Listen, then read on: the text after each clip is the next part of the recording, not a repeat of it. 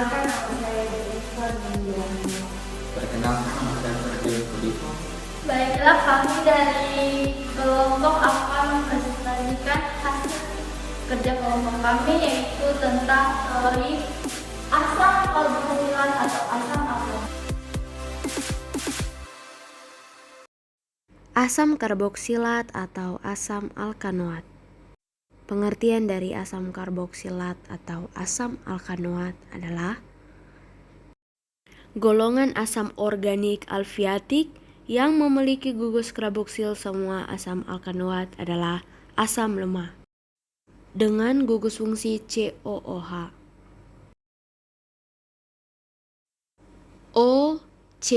OCOHR adalah rumus umum dari asam karboksilat, dan tabel berikut ini adalah contoh senyawa.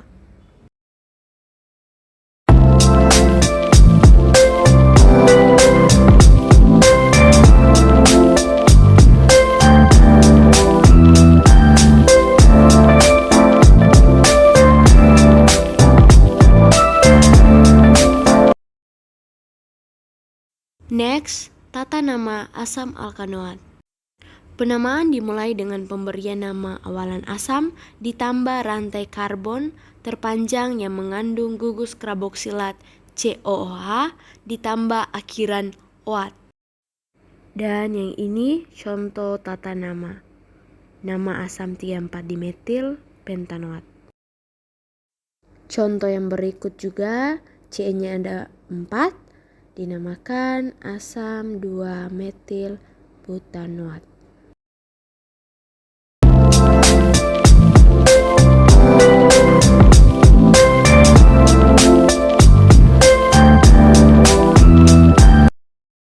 Isomer fungsi. Isomer fungsi dari asam karboksilat adalah ester dengan pola isomer RCOOH asam karboksilat dan RCOOR ester. Contohnya asam butanoat dengan rumus struktur CH3 CH2 CH2 COOH. Next, tata nama IUPAC.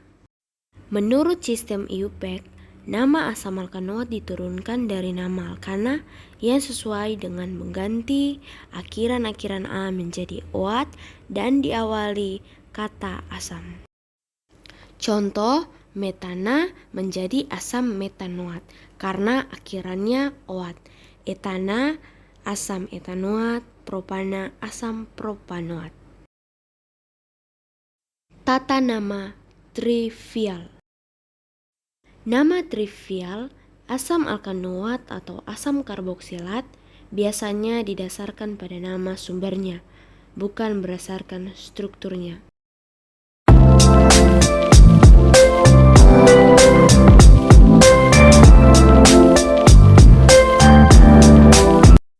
Sifat-sifat fisika. Yang pertama, wujud.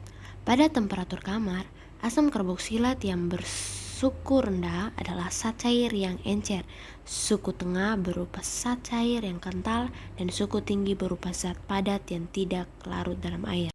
Yang kedua, titik didih dan titik leleh.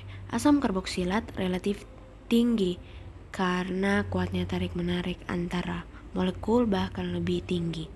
Nah, ini contoh tabelnya. Kita lihat semakin banyak atom C-nya, titik-titiknya semakin tinggi. Kelarutan. Asam karboksilat suku rendah dapat larut dalam air, tetapi asam karboksilat suku yang lebih tinggi sukar larut air. Yang keempat, daya hantar listrik. Asam karboksilat dapat terionisasi sebagian dalam air. Sifat-sifat kimia. Ikatan kimia. Asam karboksilat mempunyai ikatan hidrogen sesamanya dan dapat berikatan secara ikatan hidrogen dengan molekul air. Yang kedua, kepolaran. Asam karboksilat mempunyai gugus hidroksil yang bersifat polar.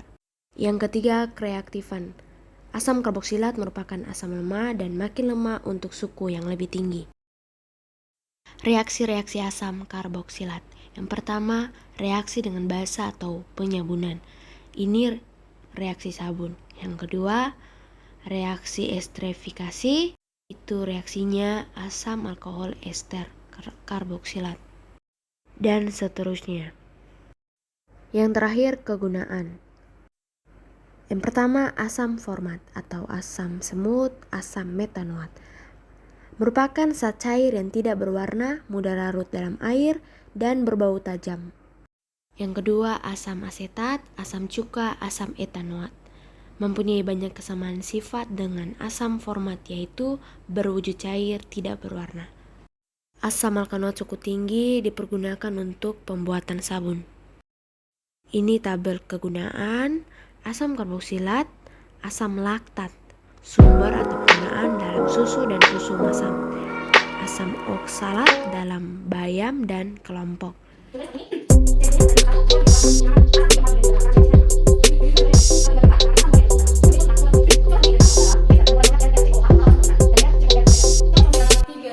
Demikian hasil presentasi kami tentang asam karboksilat. Sekian, terima kasih.